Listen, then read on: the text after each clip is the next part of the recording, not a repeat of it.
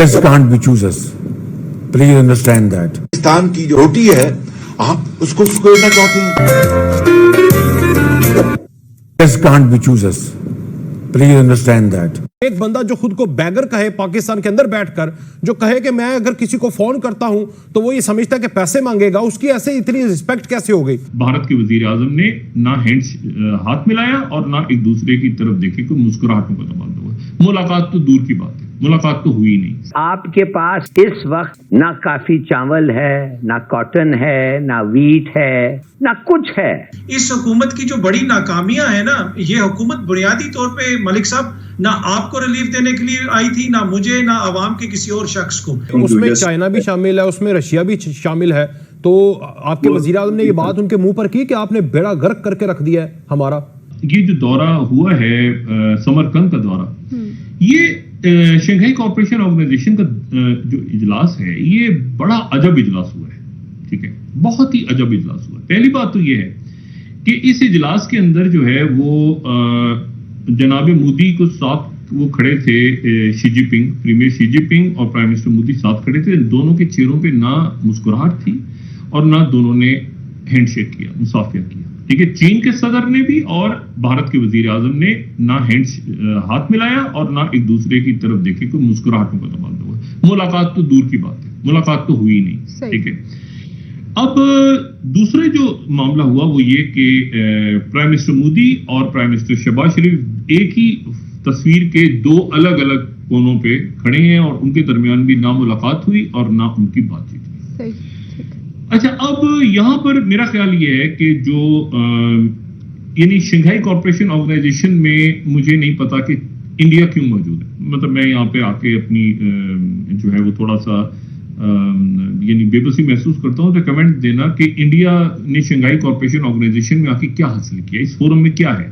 ایران کے ساتھ تو انڈیا کے پہلے سے تعلقات تھے, ایران کے ساتھ تو پہلے سے ان کے تعلقات تھے, اور یہ چابہار اور یہ سارا ہی تو شنگھائی کوآپریشن آرگنائزیشن کے بہت زیادہ فعال ہونے سے پہلے بھی ان کے معاملات ایران کے ساتھ ٹھیک تھے.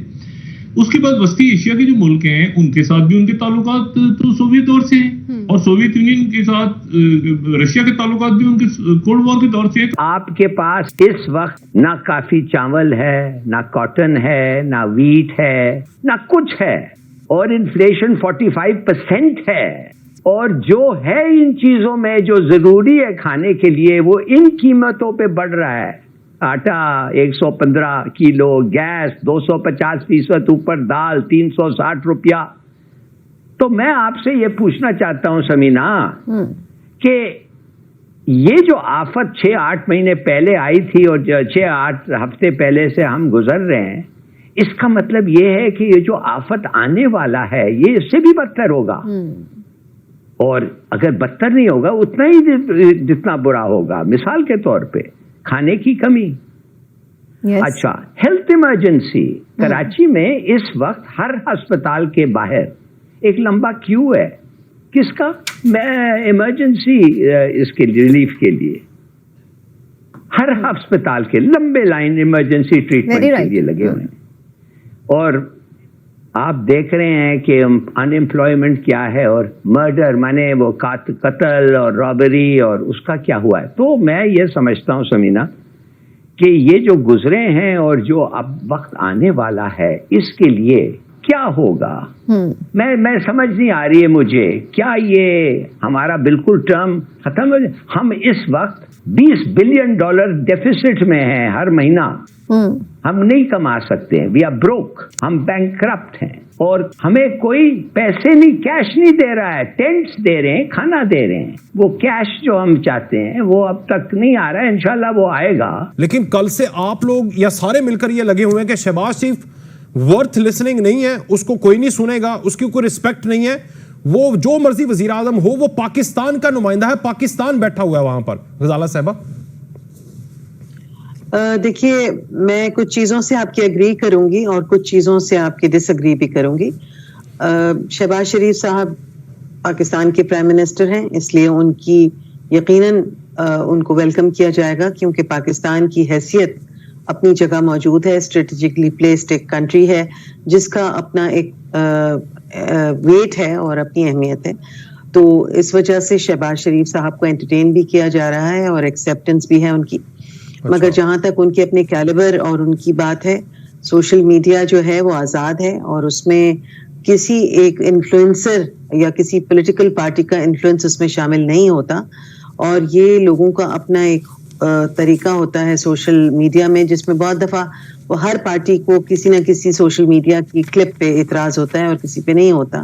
اب چونکہ پہلے سے اتنے بلوپرز ہو چکے ہیں اور ان میں سے اگر کوئی بھی چیز ایسی اسٹرائک کرتی ہے تو سوشل میڈیا پہ وہ آ جاتی ہے, تو اس میں میرے خیال میں نہ پی ٹی آئی کو اس پہ بڑا فخر ہونا چاہیے, نہ پی ایم ایل این کو بڑا افسردہ ہونا چاہیے کہ کیوں کہہ رہے ہیں. ہاں, مگر کرکس آف دا میٹر یہ ہے کہ معلوم ہونا یہ بہت ضروری ہے کہ وہ واقعی کیا باتیں کرنے گئے ہیں اور کیا مانگنے گئے ہیں اور انہیں کیا مل رہا ہے اس ملک کے لیے جو اس وقت 5ویں نمبر پہ ہے ڈیزاسٹر پہ دنیا کے ملکوں میں.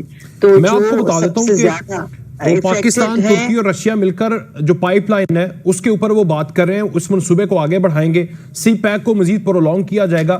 یہ بات تھی ڈسکشن کرنے کی, یہ تو نہیں تھی نا کہ شہباز شریف صاحب سلام لے رہے ہیں یا ترکی کے صدر نے ان کا ہاتھ پکڑا ہے تو وہ بچوں کی طرح اسے لے کے جا رہے ہیں, یا پھر نون لیگ والے کہتے ہیں کہ 2 مسلم امہ کے شیر ہیں.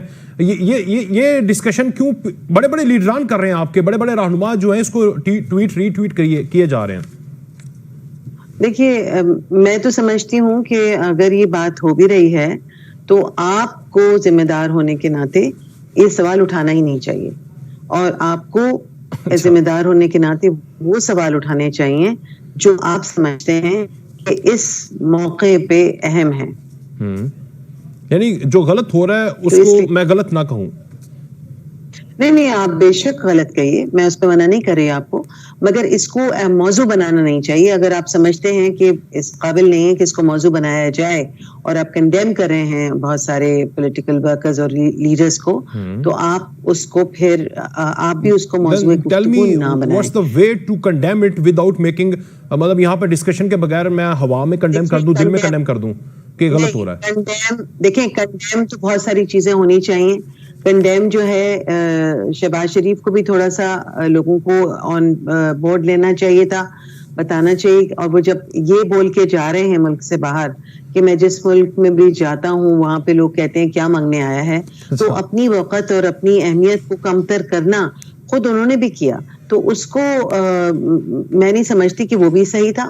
ان کو بھی چیک کرنا چاہیے کہ جب وہ بات کر رہے ہیں تو وہ اس موازنے کو موازنہ جب ہوگا لوگ اس کو دیکھیں گے تو یقیناً سوشل میڈیا کے دور میں ان چیزوں کو اٹھایا اور اچھالا جاتا ہے. تو ریسپانسبل اسٹیٹمنٹس یہاں سے بھی ان کو بھی دینے چاہیے تھے. اتنی بڑے بڑے معاہدوں اور اتنے بڑے بڑے اسٹیٹس میں وہ جا رہے ہیں